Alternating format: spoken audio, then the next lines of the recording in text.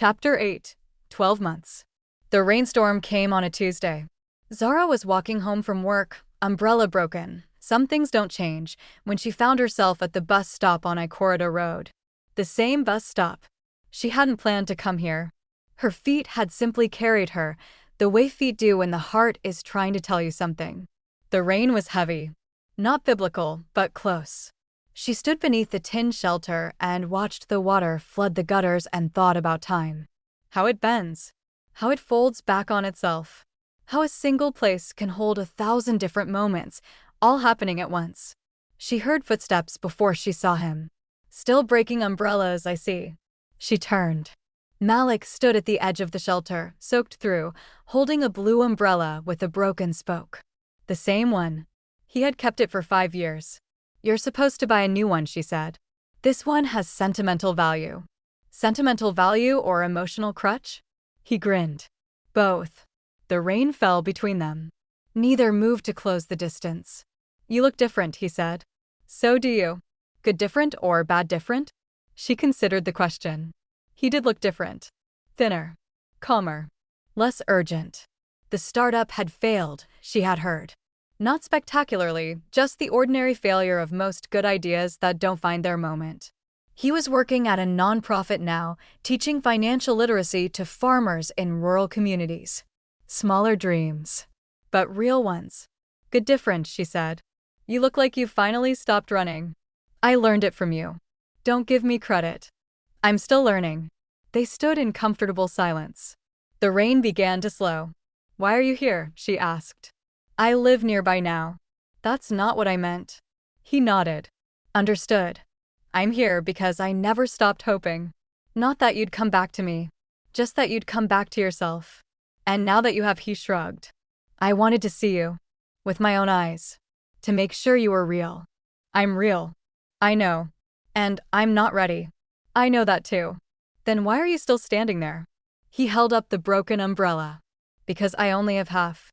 But I'll give you the better half." Same offer. No expiration date. Zara stared at him. At this man who had loved her before she knew how to be loved.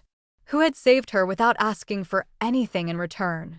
Who had waited, not patiently, not perfectly, but truly for her to become the person she was supposed to be. She stepped closer. "I don't need half an umbrella," she said. "No, I need a whole one. And I need to buy it myself. And I need you to stand next to me while I use it. Not because I can't do it alone, but because I don't want to." Malik's eyes widened, then softened, then filled with something that looked like the first morning of the rest of his life. "That's a lot of conditions," he said. "Take it or leave it." He smiled. The luminous smile. The one she had been carrying in her chest for 5 years. "I'll take it," he said. And beneath the broken umbrella, at the bus stop where it all began, Zara took his hand. Not because she needed saving. Not because she was afraid of being alone. Not because the world expected her to. But because she had finally learned the difference between running toward something and choosing it. She chose him. And for the first time in her life, the choice felt like freedom. Epilogue. 2 years later. They got married in a small ceremony on a farm in Ogun State. 40 guests. No video. No social media. No hashtag. Zara wore a blue dress she had bought at a market for 8,000 naira.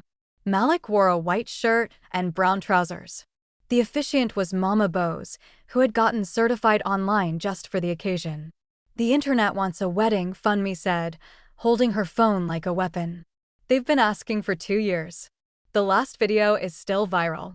"Let them ask," Zara said. "But the content opportunities. Let them ask." Funmi sighed and put away her phone. "You're impossible." "I'm happy," Zara corrected. "There's a difference." The ceremony lasted 15 minutes. The reception lasted 6 hours.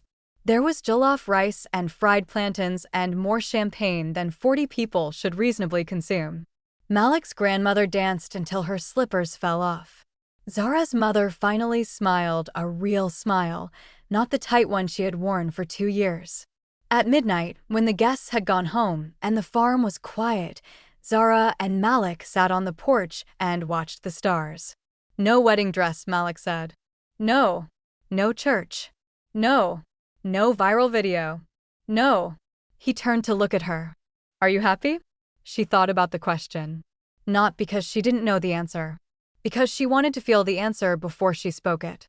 I'm not running, she said finally. That's what happy feels like to me. Not running. Malik kissed her forehead. That's what love feels like too. They sat in silence. The crickets sang. The stars held their positions.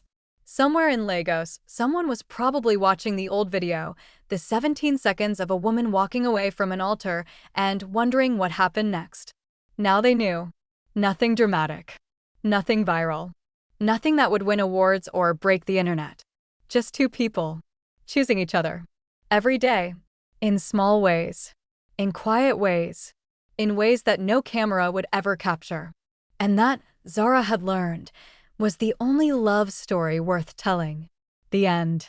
Author's note. This story is dedicated to everyone who has ever walked away from something that looked right but felt wrong. To the women who chose themselves when the world told them to choose security. To the men who loved patiently, without entitlement. To the ones still learning that being alone is not the same as being lonely, and that being chosen is not the same as being seen. The video is still online. Millions of views. Thousands of comments. But the truth, the real truth, is not in the video. The truth is in the choice. Always.